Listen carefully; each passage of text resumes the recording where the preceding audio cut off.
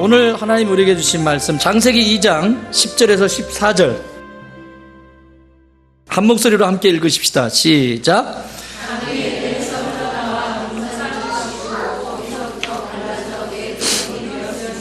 첫째의 이름은 비손이라. 금이 있는 하윌라 온 땅을 둘렀으며 그 땅의 금은 순금이요 그곳에는 베델리엄과 호마노도 있으며 둘째 강의 이름은 기온이라. 그곳으로 온 땅을 둘렀고 셋째 강의 이름은 히데겔이라. 아수로 동쪽으로 흘렀으며 넷째 강은 유보라데라.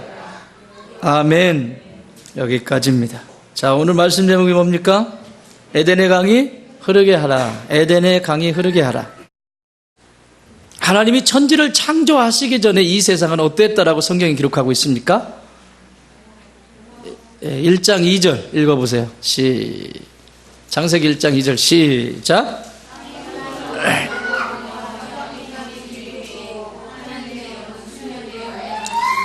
하나님이 이 우주를 창조하시기 전의 상태를 그대로 표현하는데 그것은 혼돈스럽고 공허하고 흑암 가운데 있었다, 이렇게 말해요. 그런데 우리에게 소망이 되는 것은 이런 혼돈과 공허와 흑암 가운데 있는 이 상태에 하나님의 영이 어떻게 하셨다? 수면 위에 운행하셨다. 이게 우리의 소망입니다.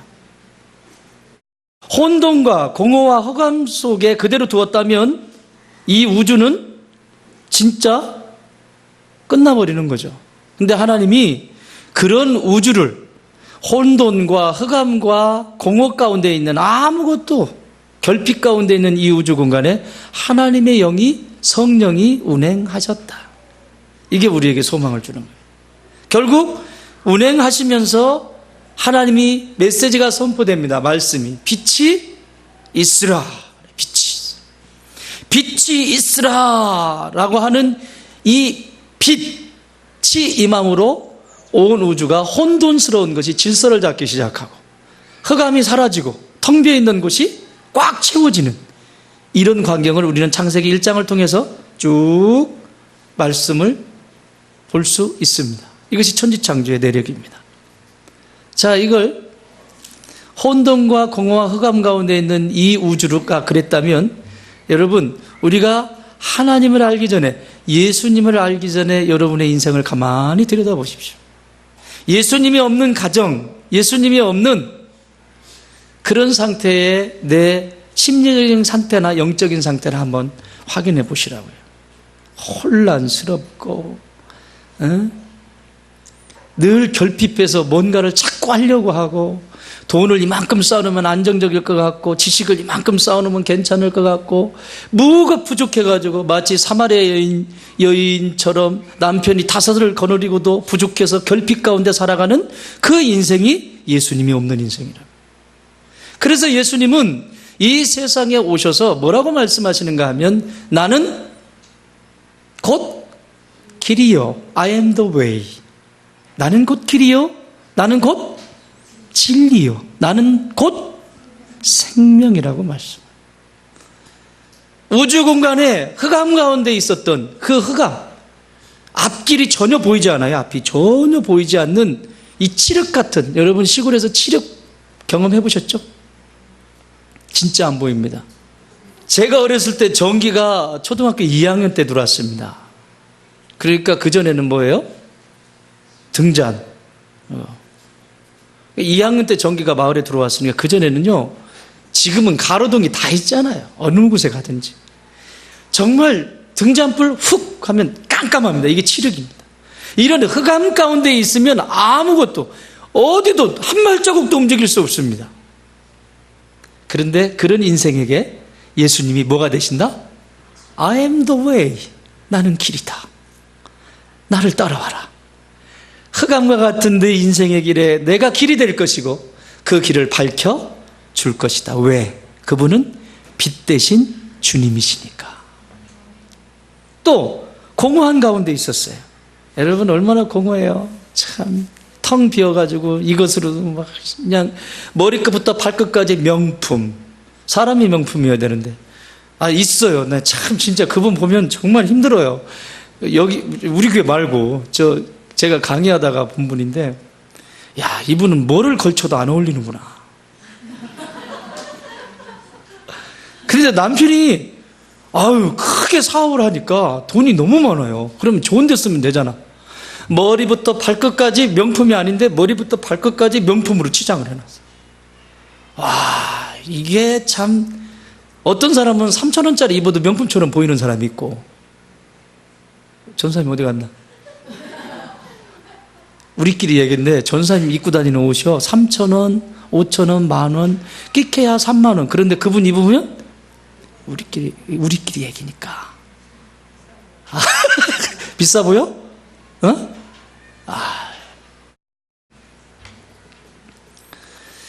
무엇을 입어도요 명품 같지 않은 것이 있어요. 그런데 이 공허한 것을 채우기 위해서 다른 사람들이 가지지 않은 그 어떤 것으로 자꾸 채우려고 해요. 왜 그럴까요? 생명에서 떠나 있기 때문에 그렇습니다. 예수님이 뭐래요? 나는 생명이다. 나는 생명이다. I am the life. 나는 생명이다. 그 생명에 연결되어 있으면 이 궁핍한 것들이 확 풀어지기 시작하는.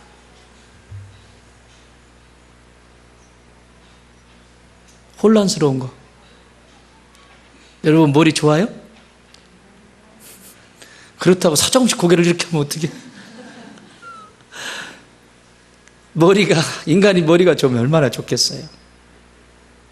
그런데 그 혼란스러운 그 생각의 자리에 주님이 말씀하십니다. 내가 진리다. I am the truth. 내가 진리다. 그러니 그 예수님 안에 있으면 이 창조의 질서가 1장 2절에 있었던 이 질서가 빛 대신 하나님의 영이 그것을 질서를 잡으셔서 천지를 창조하셨듯이 2000년 전에 이 땅에 예수 그리스도 인간의 몸을 입고 오신 예수님을 내 영혼에 내 마음속에 모셔드리면 그분이 내 길이 되고 그분이 내 생명이 되고 그분이 내 진리가 된단 말입니다. 그래서 내 인생의 혼란과 혼돈스러운 것들과 그리고 생명이 없이 공허 가운데 있는 것들과 그리고 미래를 알지 못해서 그렇게 정신없이 자빠지고 쓰러지는 그 자리에 그분께서 주인이 되어주신단 말이죠. 자, 이렇게 하나님은 질서가 없는 것을 질서를 잡으시고 아름답게 우주를 창조하셨어요. 그리고 하시는 말씀이 좋다. 참 좋다. 하나님 보시기에 너무 좋은 거예요. 퍼펙트해요. 왜? 완전하신 분이 창조하신 거니까. 근데 문제가 생기네요. 사고 치죠? 누가 사고 쳤어요? 하나님이 사고 쳤어요? 인간이 사고 쳤어요? 오늘날도 똑같아요. 하나님은 주고 싶으셔서 안달이 나셨습니다. 좋은 거 주고 싶어서. 근데 받을 그릇이 안 돼 있으면 누리지를 못하는 거죠. 자, 창세기 2장 8절 시작.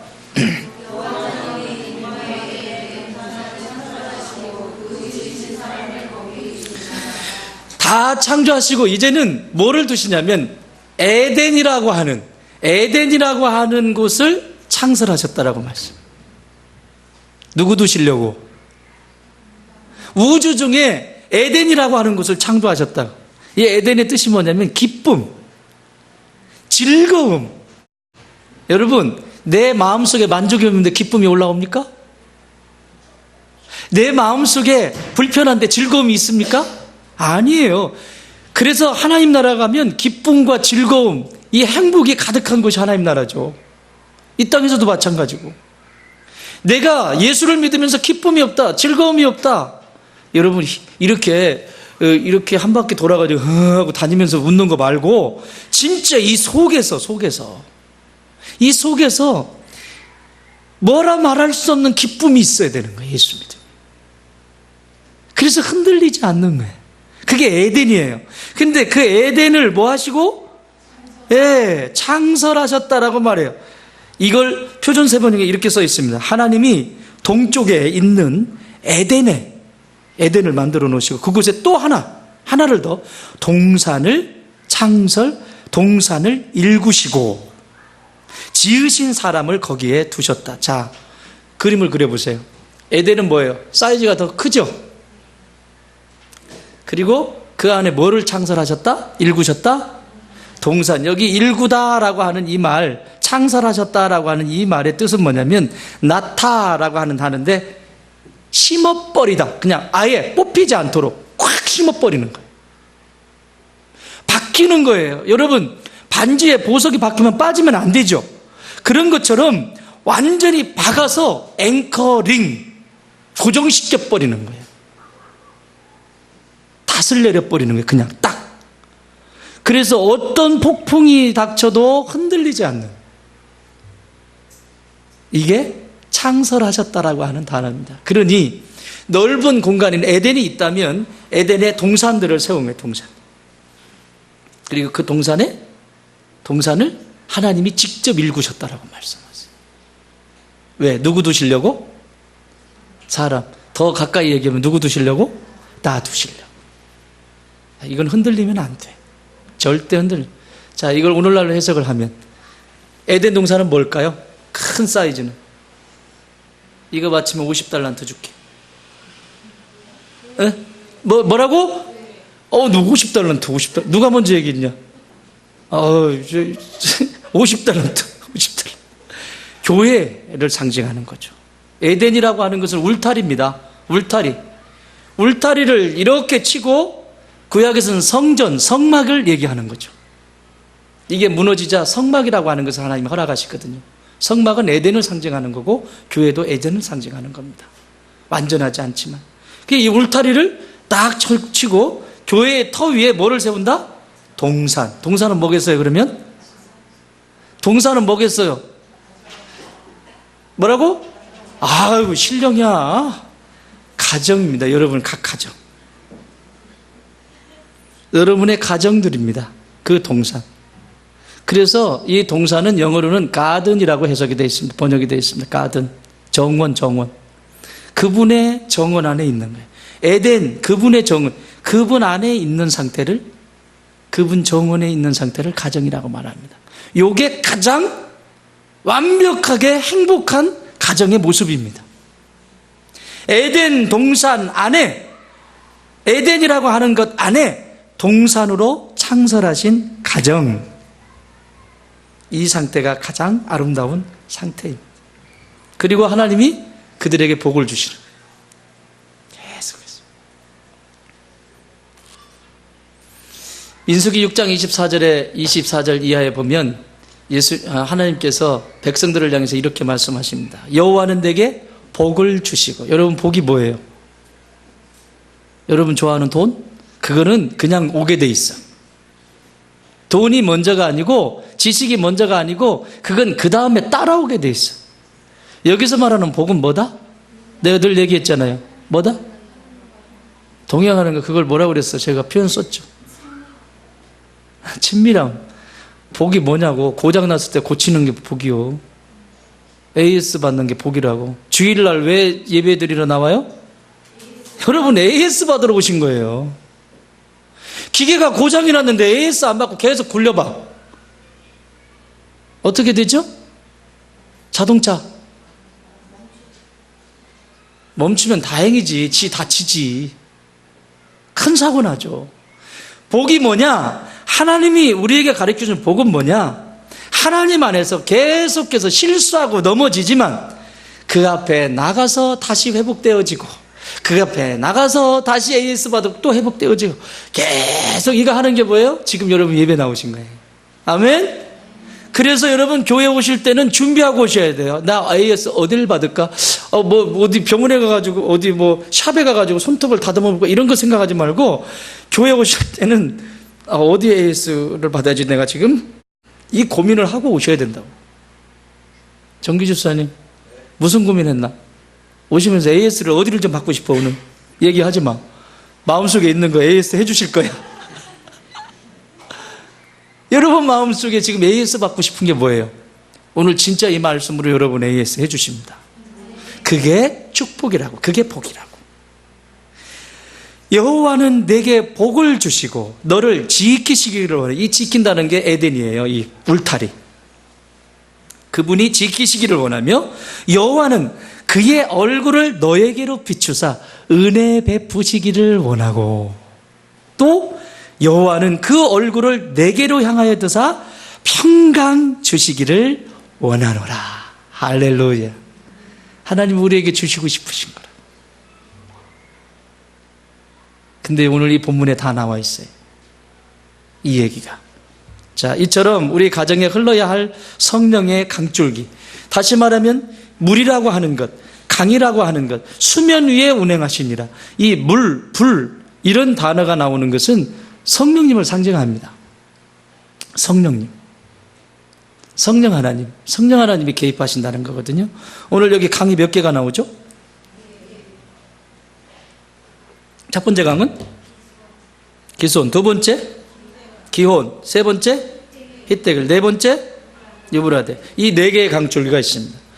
에덴을 창설하시고, 이제 여기 에덴이라고 할 때는, 제가 지금부터 에덴이라고 할 때는 그 안에 세우는 동산까지 포함하는 겁니다. 이해되셨죠? 그러니까 다시 말하면 교회와 가정을 같이 포함하는 용어로 들으시면 돼요. 따로따로가 아니라 에덴 하면 두 개를 같이 가는 거예요. 이 에덴에 큰 강줄기를 네 개가 뻗어 있다고. 그림을 그려봐. 자, 이 동산이 어떨 것 같아요? 궁핍해 보여요? 풍요로워 보여요? 너무너무 풍요로워 보이죠. 물이 마르지 않는 땅. 여러분, 인류의 문명은 강을 통해서 이루어졌습니다. 그렇죠? 모든 문명의 발상지는 강과 연결되어 있고, 강을 중심으로 사람들은 군락을 이루고 삽니다. 풍요롭습니다. 강 주변. 오늘날도 그래서 바닷가에 사는 사람들이 잘 살아요. 왜 잘 사냐면 먹고 싶은 거 있으면 바닷가에서 잡아가지고 먹고 내다 팔고 농사도 짓고. 제일 못 사는 사람은 어디냐? 강원도 사람. 맨날 산에 가가지고 약풀이나 깨가지고 진봤다 이런 거 하고. 이 내륙에 있는 분들이 못 살 수밖에 없어요. 어쩔 수 없어, 그거는. 그러니까 인류의 문명도 강을 통해서 이루어지는데, 성경에 이 강이라고 하는 것은요, 성령을 상징하는 성령님. 근데 이 네 개의 강줄기를 살펴보면서 우리의 가정과 교회가 어떻게 이 강줄기가 확확 지나가야 되는지 우리 좀 살펴보려고 합니다. 첫 번째, 2장 11절, 12절 시작.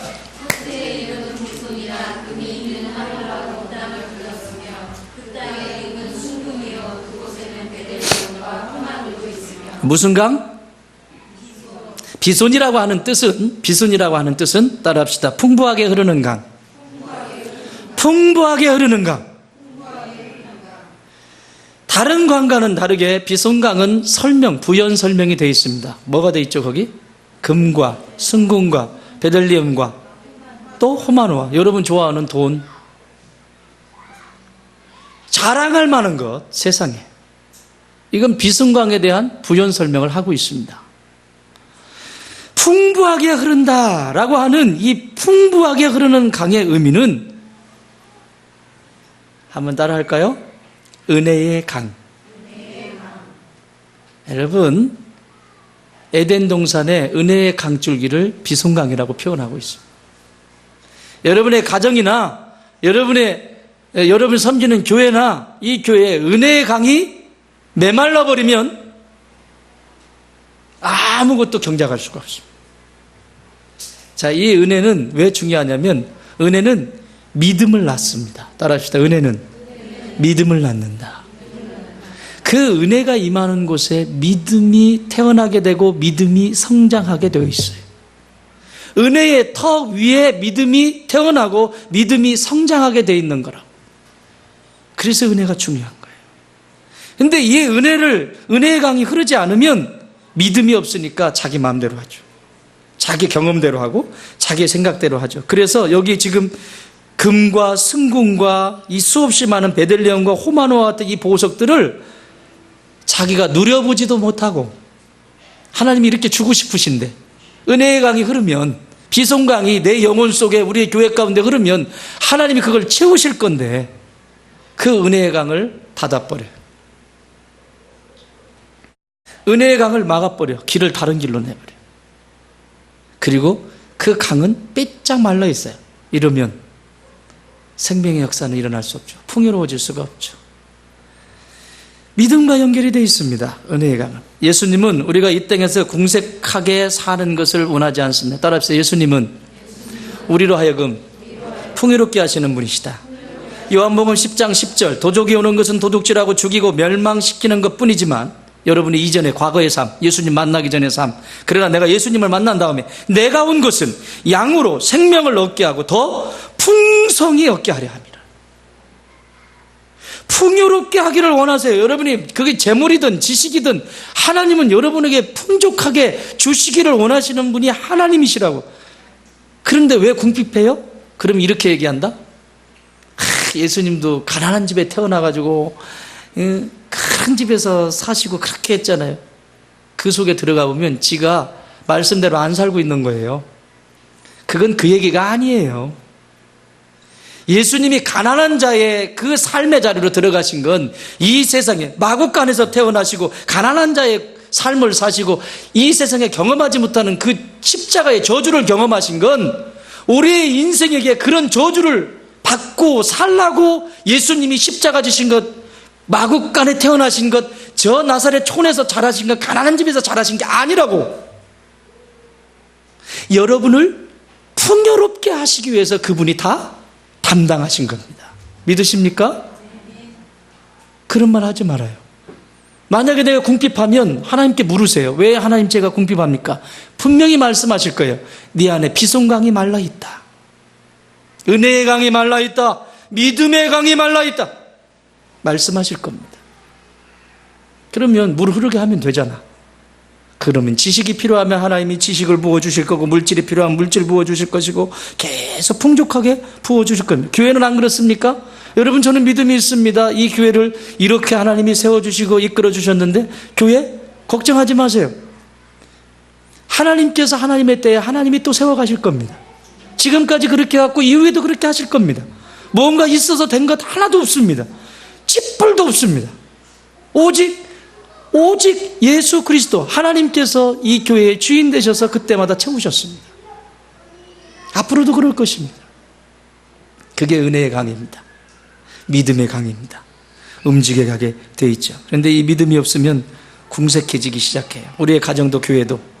교회가 뭐가 있는데 무슨 선교한다고 이런 소리 하지 마세요. 하나님이 그런 마음을 목사에게 주실 때는, 여러분의 담임 목사에게 주실 때는 하실 일이 있으시다는 거예요. 생각도 기도도 안 해보고 아무것도 안 해보고, 목사님 우리도 가난해 죽겠는데 왜 그런 거 해야 됩니까? 기도해보고 얘기해. 그냥 막 얘기하지 마세요. 사람 기운 빼지 말고. 하나님이 그 작은 거, 여러분 어린아이한테, 여기 아이가 아까 있던데, 이 건우 있지, 건우. 건우가 엄마, 건우가 과자를 이만큼 가지고 있어. 뭐지? 바나나키. 엄마가 달달한 게 먹고 싶어. 그래가지고 건우야, 나 바나나키 하나만 먹으면 안 될까? 근데 건우가 지혜로운 건우잖아요. 그러니까 건우가 엄마? 그러고 하나 줬어. 그러면 엄마는 그거 하나 딱 먹고 씻어버리나요? 다음에 어떻게 하지? 하나만 더 줘한대. 그래, 하나 더 줬어. 더 먹었어.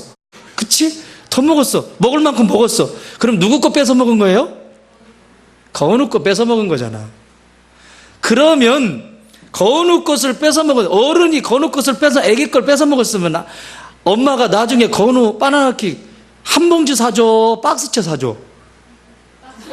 한 봉지 사준대.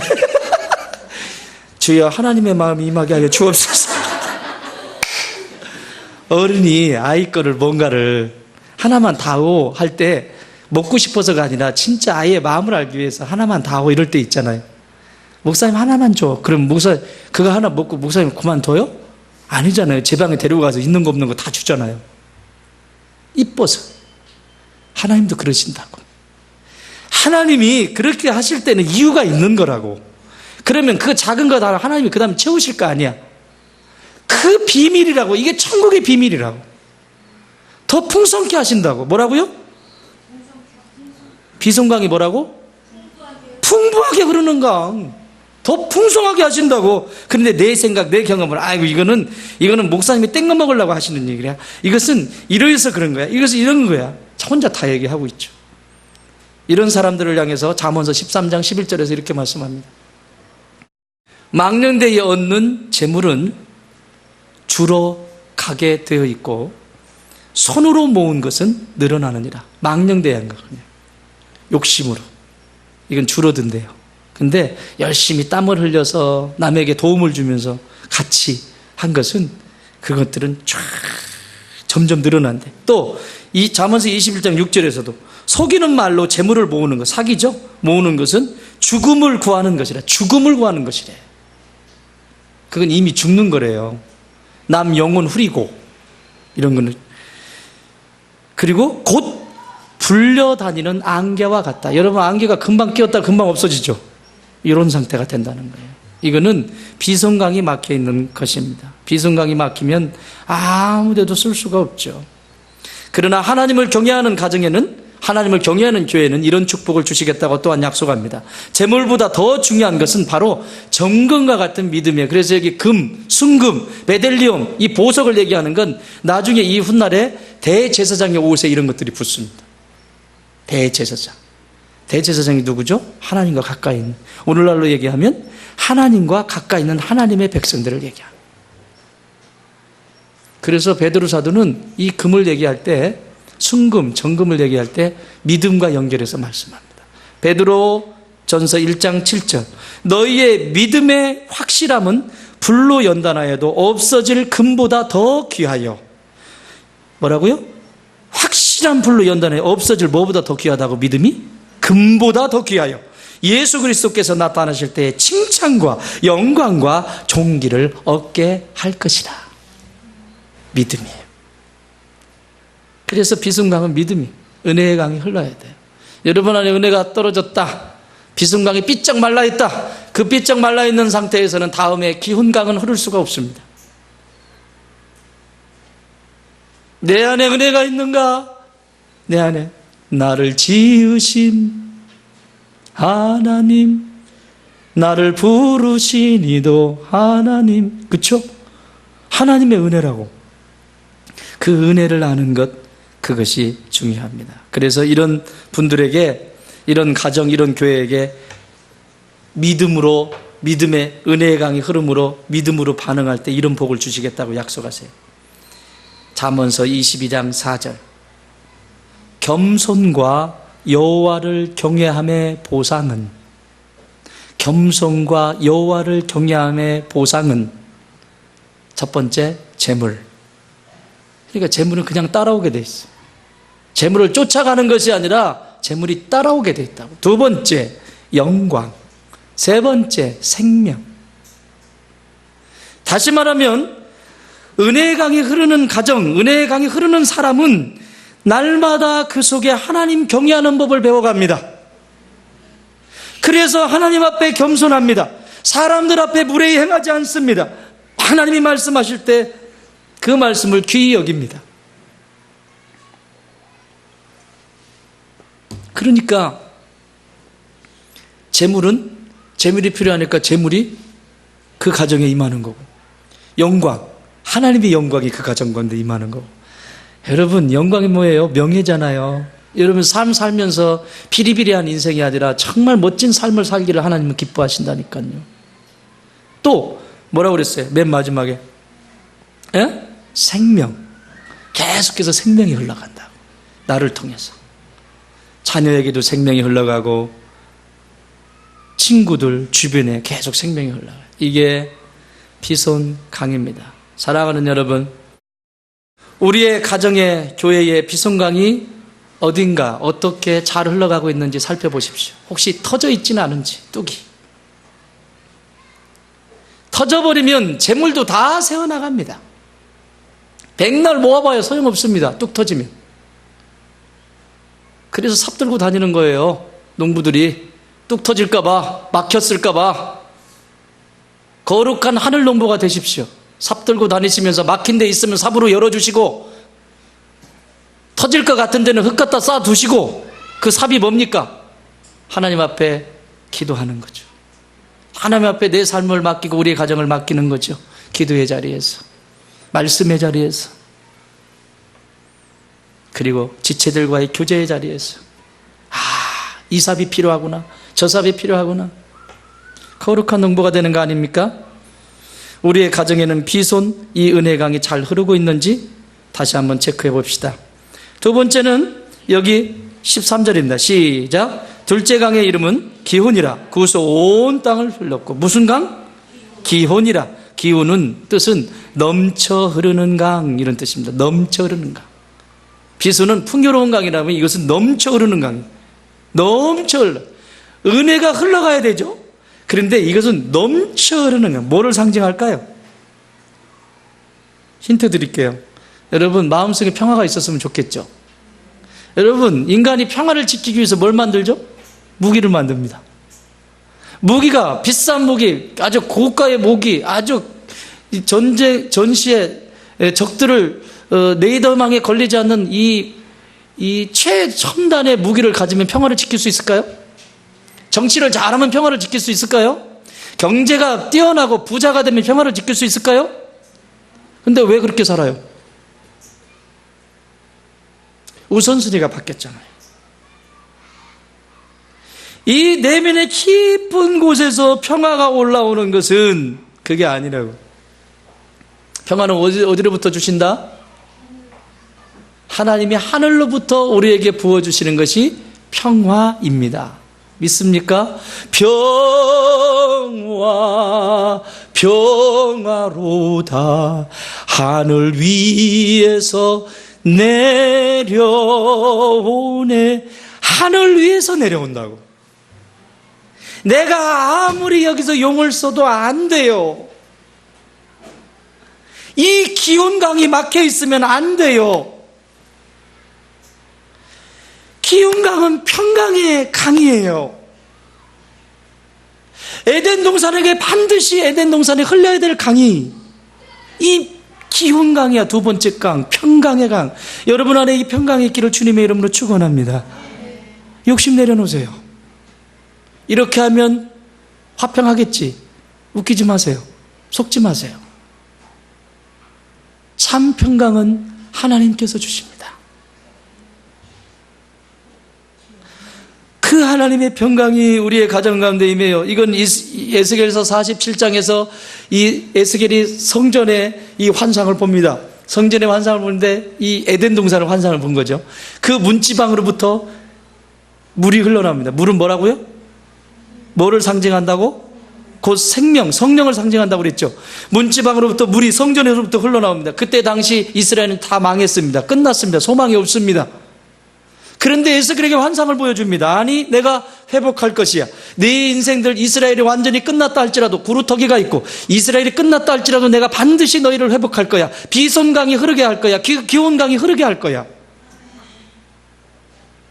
그 강, 거기서 물이 쫙 나오는데 처음에는 발목에 있네요. 발목에. 뭐야 이거? 물은 뭐를 상징한다고? 성령. 자, 조금 지나니까 어디? 무릎. 조금 걷기가 좀 힘들어요. 그 다음에 어디? 허리. 자, 이 정도 되면 성령님에게 잠기는 거 지금 수준이에요. 이 정도 되면 조금 움직이는 불편하지. 성령님이 이만큼 가려고 하면 그건 아니다. 이렇게. 물속에서 걸으려면 힘들죠? 자꾸 규제받는 것 같아요. 허리쯤 되면. 신앙도 똑같아요. 발목 신앙이 있고요. 무릎 신앙이 있고요. 허리 신앙이 있어요. 그런데 진짜 거기에 환상 중에 물이 창이렇게 돼가지고 머리까지 다 넘쳐버렸어요. 그러니까 뭐라고 써있어요? 헤엄칠 만한 물로 가득하더라. 자, 이건 내가 하는 거예요? 성령님이 하시는 거예요? 할렐루야. 성령님이 하시는 거예요. 내 인생도 성령님이 나를 다스리실 때 온전한 겁니다. 그래서 에스겔서 37장 3절, 4절, 5절에서 이렇게 말씀합니다. 그 사람이 손에 줄을 잡고 동쪽으로 나아가며 천척을 측량한 후에 내게 그 물을 건너가게 하시니 물이 발목에 오르더니, 또 4절에 다시 천척을 측량하고 내게 물을 건너가게 하시니 무릎이 무릎에, 다시 천척을 측량하고 내게 물을 건너가게 하시니 그때 물이 허리에, 다시 천척을 하니 어떻게? 물이 넘쳐가지고 창백해 됐다. 사랑하는 여러분, 나는 여러분의 이 평강의 강, 이 기훈강이 발목 수준 되지 않기를 바랍니다. 여러분의 가정이 평강의 강이 발목 수준 되면 맨날 잘난 척하고 싸워요. 죽으려면 확실히 죽어야지. 무릎?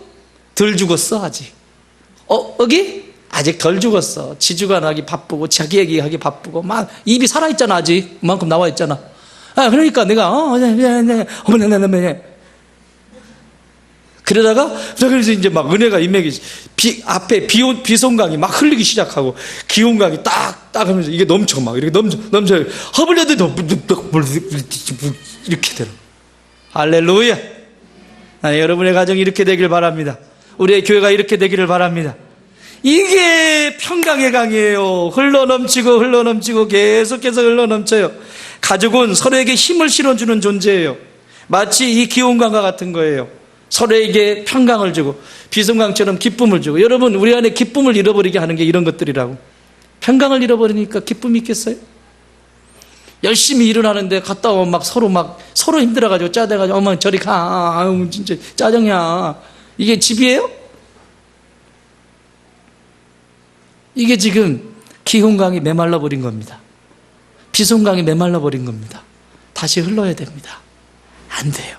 흘러야 됩니다. 시편 16편 11절에서 이렇게 말씀합니다.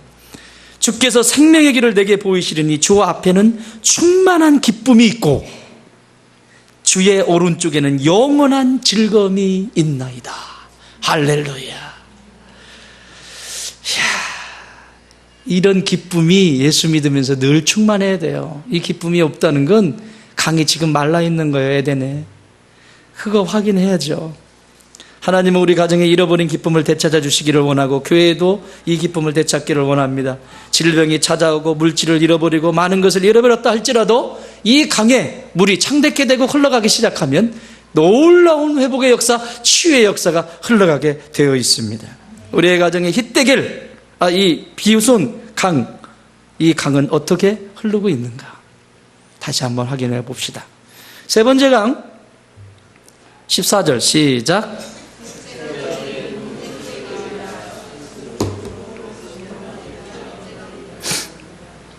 이 힛데겔이라고 하는 강은, 강의 뜻은 화살처럼 빨리 흐르는 강, 이런 뜻입니다. 뭐라고요? 만약에 이때 미사일이 있었다면 미사일처럼 흐르는 강 이렇게 썼겠죠. 근데 가장 빠른 게 화살이니까 화살처럼 흐르는 강, 그 정도로 굉장히 빠른 속도로 흐르는 강이라는 거예요. 뭘 얘기할까요? 자, 힌트 드릴게요. 앞에 은혜가 임했어요. 은혜의 강인 비송강이 흘러요. 에덴 동산에. 사람이 은혜가 있어야죠. 은혜는 뭐의 터가 된다? 믿음의 터가 된다. 믿음이, 은혜가 있어야만 믿음이 자라게 돼 있어요. 교회도 터가 있어야 되듯이 사람의 영혼의 터도 은혜가 터가 돼야 됩니다. 그 위에 믿음이 세워져요. 이런 사람이 하늘로부터 부어주시는 깊은 하나님의 평강이 임하게 되죠. 그게 무슨 강? 기훈강이에요. 다시 말하면 모세를 통해서 이스라엘 백성들을 축복했던 여호와는 그 얼굴을 향하여 내게 향하여 드사 은혜 베푸시기를 원하고 여호와는 그 얼굴을 내게 드사 평강 주시기를 원하노라. 바로 비송강과 기훈강에 대한 이야기입니다. 내 개인의 삶이든 가정이든 교회든 비송강과 기훈강이 흘러 하나님의 은혜와 하나님의 평강이 그 가정 가운데 흘러가요. 그러면 그 다음에 하는 게 있죠. 빠르게 흘러간다. 무슨 뜻일 것 같아요? 무슨 강일 것 같아요? 이 강은 헌신의 강, 순종의 강입니다. 그 은혜를 입은 사람, 그 평강을 누리는 사람은 헌신하는 거 기뻐. 너무 기뻐. 그게 특권을 가진 자의 여유죠. 아, 목사님 이거 또 시켜요? 안 해도 돼. 상관없어. 그런데 그게 뭔지를 알아. 은혜가 있고 평강이 있으면 그게 뭔지를 알아. 아멘, 할렐루야, 아멘. 이렇게 하는. 창세기 1장을 보면 이렇게 써 있습니다. 여호와께서 이르시되, OPS 할 때 했죠? 여호와께서 이르시되 땡땡땡 되니라. 여호와께서 이르시되 땡땡땡 되니라. 여호와께서 이르시되 땡땡땡 되니라. 아멘도 안 하지. 여호와께서 이르시되 땡땡땡 되니라. 그리고 나서 하나님이 말씀하십니다. 당신이 보시기에 힘들었다, 보기에 좋았다? 심히 좋았다. 왜? 여호와께서 이르시되, 여호와께서 말씀하셨고 그 말씀이 생명으로 이어지는 되니라의 역사입니다. 말씀이 생명이 되는 거죠. 그런데 중간에 뭐가 있다? 그대로. 여호와께서 이르시되 그대로 되니라. 여호와께서 이르시되 그대로 되니라. 근데 이 그대로가 빠져버려요. 여호와께서 말씀하시되 내 생각대로 하니라. 그러면 어떻게 돼요? 되긴 돼. 여호와께서 말씀하셨는데 내 생각대로 내 경험대로 해도 되긴 돼. 되긴 되는데 하나님이 기뻐하시는 이 평강의 강이나 은혜의 강이나 이런 강들이 흐르는 것이 아니라 마귀 입맛에 딱 좋은 방식으로 되어져 있게 돼 있습니다. 결과물이. 그래서 늘 살아도 피곤하고 늘 살아도 해도 안 되는 것 같고 늘 해도 뭔가가 문제가 있고 강줄기가 막혀 있는 거죠. 그대로가 뭐예요? 순종입니다. 그대로가 뭐예요? 헌신입니다. 여호와께서 이르시되 헌신하였더니 그대로 뭐했다? 되었더라. 그대로 여호와께서 말씀하시되 순종하였더니 되니라. 여호와께서 말씀하시니 순종하신 되니라. 로직을 하시겠어요? 이게 하나님의 백성들이 복을 누리는 공식입니다. 한 번 더 따라해요. 하나님의 말씀이 임하시면 내 생각, 내 감정, 내 경험은 중요하지 않다. 오직 순종만 있을 뿐이다. 자, 순종은 어떻게 하라고 그랬어요? 즉시, 기쁘게, 온전히, 끝까지. 순종하기로 마음에 감동이 딱 줬는데 즉시가 안 되죠. 아나니아와 삽비라 기억납니다. 그 엄청난 은혜를 누리고도 아나니아와 삽비라 사도행전 5장에 그대로 나와 있죠. 그 사람도 은혜 안 받은 게 아니라 은혜를 누린 사람들입니다. 그런데 진분서 팔고 다 팔아가지고 어떻게 해요? 이 정도는 조금. 그러니까 베드로가 한 번 더 기회 주죠. 다냐? 다냐? 이건 뭐예요? 회개할 기회를 주는 거죠. 다냐? 안 물어봤다면 그렇다고 쳐. 그런데 하나님이 베드로의 마음을 감동시키셔서 묻게 하세요. 다냐? 평상시 같으면 그럴 사람이 아니거든. 그런데 그날 베드로가 물어본 거예요. 다냐? 그랬더니 그럼 다지. 그러면 내가 언제 안 갖다 드린 적 있어요? 막 이렇게 나오는 거죠. 자세가. 그 자리에서 편안하게 가셨습니다.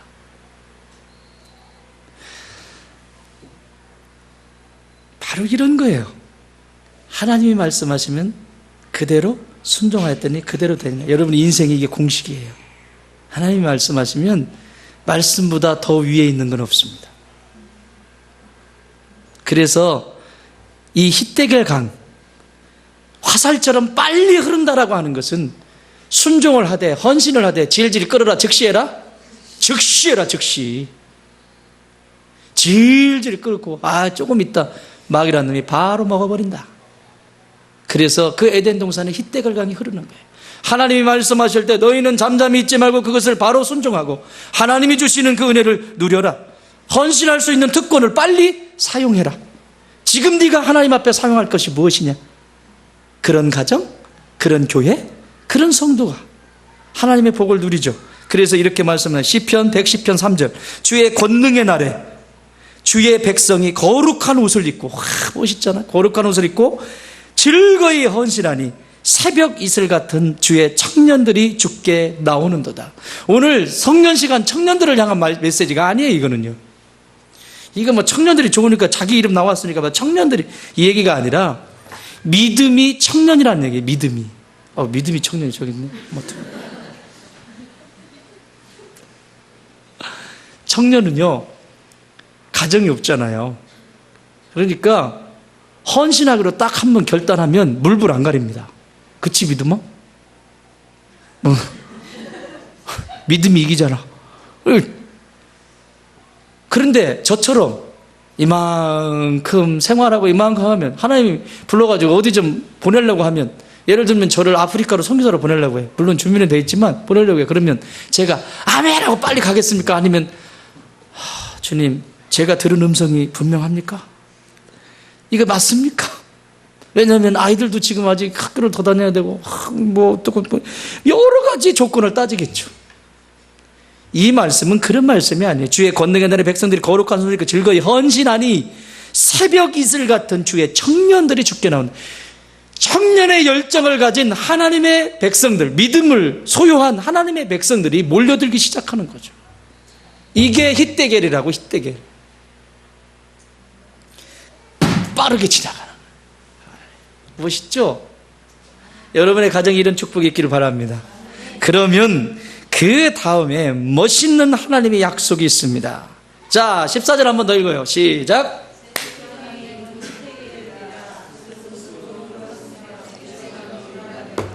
아멘. 자, 보십시오. 진짜 말씀을 묵상하면서 너무너무 감사한 거야. 유브라데강을 왜 끝에 두셨을까? 자, 뜻부터 말씀을 드릴게요. 잘 흘러가는 강. 무슨 강? 다시 말하면 형통하게 하는 강이라는 얘기예요. 술술 흘러가요.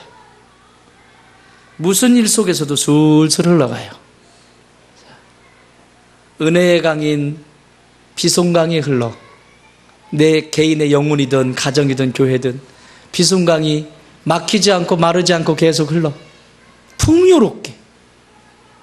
두 번째 강, 정말 내 속에 하늘의 평강, 그것이 풍요롭게 움직이는 것뿐만 아니라 넘치도록 평화로다 기운강이 내 안에 흘러. 그러니 주체할 수가 없죠. 은혜와 평강이 내 안에 있는데. 그래서 헌신했네요. 그죠? 여러분, 헌신은요 그냥 되는 거 아닙니다. 목사가 앞에서 주의 종이 일을 시키다 보면 진짜 기쁨으로 하시는 분들이 있어요. 그건 지금 은혜와 평강이 그 안에 있기 때문에 그래. 이 마음이 목사의 영적인 눈엔 보여요. 그런데 시키면 은혜 없어요. 그러니 평강이 임할까요? 없죠. 늘 거기서 도는 거죠. 평강까지 가지도 못하는데 어떻게 헌신을 하겠습니까? 헌신하지 않는 이유? 간단합니다. 그 사람은 은혜 없는 사람이고 그 안에 평강이 없는 겁니다. 뭐가 불안하고 두렵고 떨고.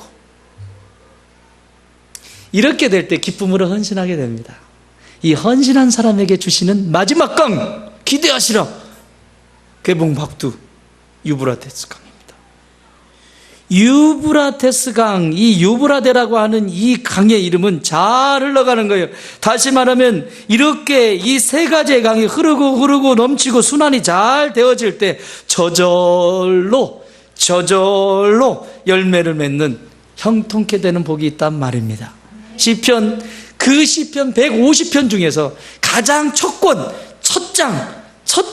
첫 장에서 시 1편 첫 장에서 첫 절부터 3절까지 이렇게 말씀합니다. 복 있는 사람은 악인들의 길을 따르지 아니하며 은혜 없는 사람, 평화 없는 사람 따르지 않아. 죄인들의 길에 서지 아니하며 은혜 없는 자리, 평화 없는 자리 서지 않고 오만한 자들의 자리에 앉지 아니하고 은혜 없는 오만한 자리, 평강 없는 오만한 자리에 앉지 아니하고 오직 여호와의 율법을 즐거워하여. 여기서 즐거워한다는 건 율법에 순종한다는 얘기입니다. 하나님의 말씀에 순종한다는 얘기예요. 즐거워하여 그 율법을 주야로 묵상하는. 여러분, 일을 하다 보면 이게 이성적으로 이거 힘든데? 이런 경우 있지요. 그런데 목사님이 얘기했어요. 주여중 얘기했어요. 그러면 일단 아멘 했어요. 예, 그리 할게요 했다고 그랬죠. 그러고 나서 그게 힘들 것 같으면 그 사람 뭐 할까? 밖에 죄송해요. 전문 용어를. 밖에 돌아다니면서 목사 씹어요?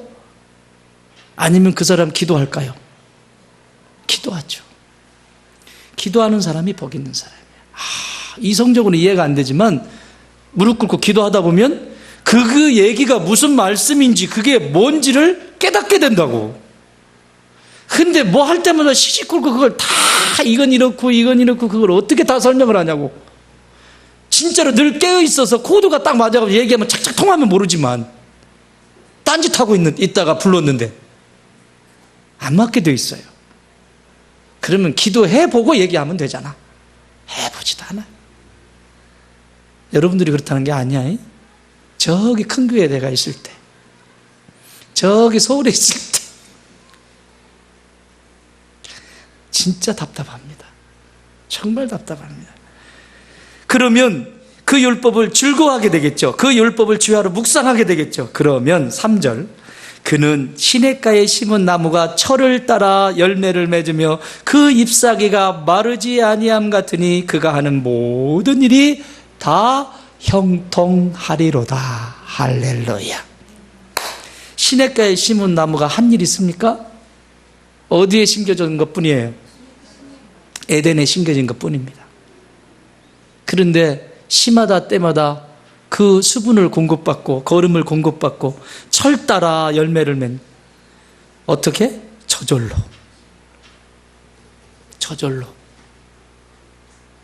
나는 여러분 안에 이 저절로의 신앙이 기쁨을, 이 저절로의 신앙의 기쁨, 유브라데스 강의 이 축복이 여러분 가운데 있길 바랍니다. 나 하나님 사랑한 것밖에 없는데, 하나님이 교회 사랑한 것밖에 없는데 내게 주신 게 너무 커요. 제가 이 새벽에 기도하고 여기서 기도하다 보면 제게 주신 게 너무 커요. 진짜. 10년 전에 이곳에 교회를 세우게 하셨는데 내게 주신 은혜가 너무 큰 거야. 어쩌면 이렇게 이쁜 사람들 다 이렇게 한 사람 한 사람 떠올리면요, 감격 그 자체입니다. 어떡해. 어떤 데 미안하고, 아이고 진짜 더 좋은 목사님 만났으면 더 잘했을 텐데, 비리비리한 목사 만나가지고 고생하고, 다 되어 있는 교회 딱 가셔서 섬기셨으면 아무 어려움 없을 텐데 이제 세워져 가는 거야 가지고, 아이고 내가 뭘 해야 될 것 같고 막 이런, 여러분 그 눈빛까지 다 보여. 걱정하지 마세요. 여러분이 감당하신 만큼만 하나님이 시키시고 나머지는 하나님이 하나님의 사람 보내서 또 하십니다. 단 그것 때문에 여러분의 기쁨을 잃어버리지 마세요. 그 근심이 곧 기쁨이 되길 바랍니다. 그게 유브라데스 강입니다.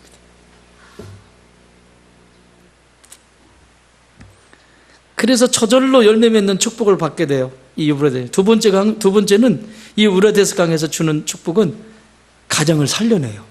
자기가 있는 곳에 막 생명을 살려내요. 에스겔서 47장 8절. 이 물이 이제 성전문으로 나와가지고 흘러가네요. 8절. 그가 내게 이르시되 이 물이 동쪽으로 향하여 흘러 아라바, 이게 광야입니다. 아라바는 사막입니다.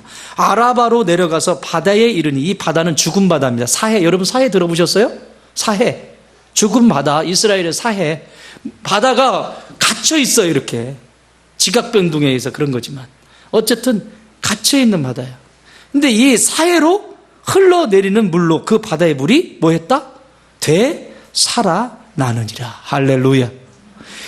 이 물이 흘러가면서 나만 축복을 누리는 것이 아니라 내가 이 축복을 저절로 맺는 축복을 누렸더니 나로 인해서 내 남편이 살고, 나로 인해서 내 아내가 살고, 나로 인해서 내 자녀들이 살고, 나로 인해서 주변에 있는 모든 사람들이 살아나는 축복.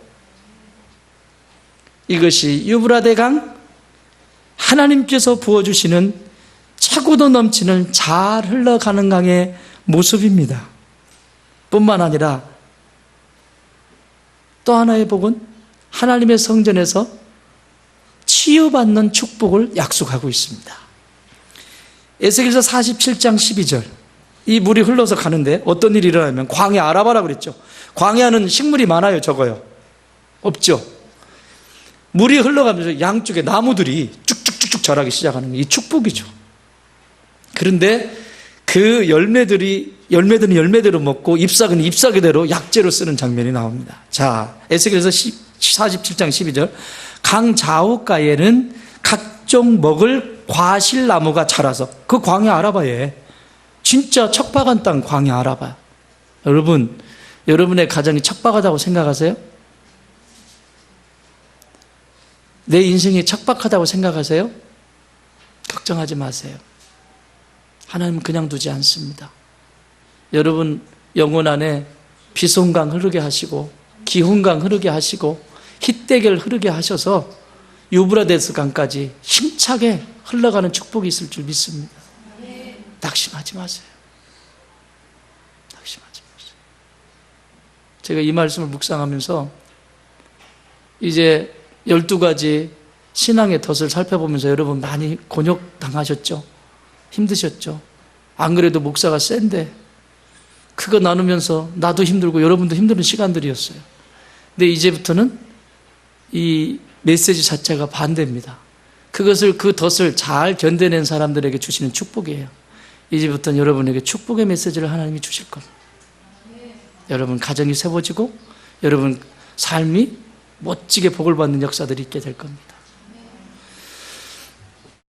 열매가 끊이지 아니하고 달마다 새 열매를 맺으리니 그 물이 성소를 통하여, 어디를 통해서? 성소를 통하여 나옵니다. 성소를 통해서, 하나님의 성전을 통해서. 그러니까 치유는 어디로부터 온다? 하나님의 성전을 통해서. 그 열매는 먹을 만하고 그 잎사귀는 약 재료가 되리라. 할렐루야. 여러분 주님의 전에서 여러분의 아픈 마음도 내어놓으세요. 아버지 그 십자가 앞에 내어놓으세요. 하나님이 치유하실 것입니다. 약재료 되게 하시겠다고 하시잖아요. 그분께 맡기세요. 내 생각 너무 주장하지 마시고 그냥 그 앞에 엎드리세요. 그러면 유브라데 강이 여러분 영혼 안에 흐르고 여러분 가정 안에 흐르게 될 것입니다. 말씀 정리합니다. 여러분 안에, 여러분 가정과 삶의 영혼 안에 비송강이 흐르고 있습니까? 은혜의 강이 흐르고 있습니까?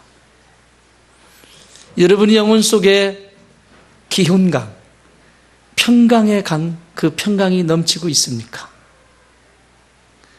여러분의 영혼의 강에 힛데겔, 즉시 순종하는 순종의 강이 흐르고 있습니까? 그렇다면 여러분은 유브라데 강의 이 놀라운 축복을 누리게 될 것입니다. 만일 그렇지 않다면 주님 앞에 고백하십시오. 내 강이 말랐나이다.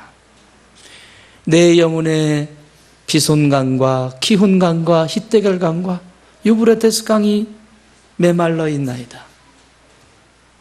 성령의 기름을 부어 주옵소서. 성령의 단비를 내려 주옵소서.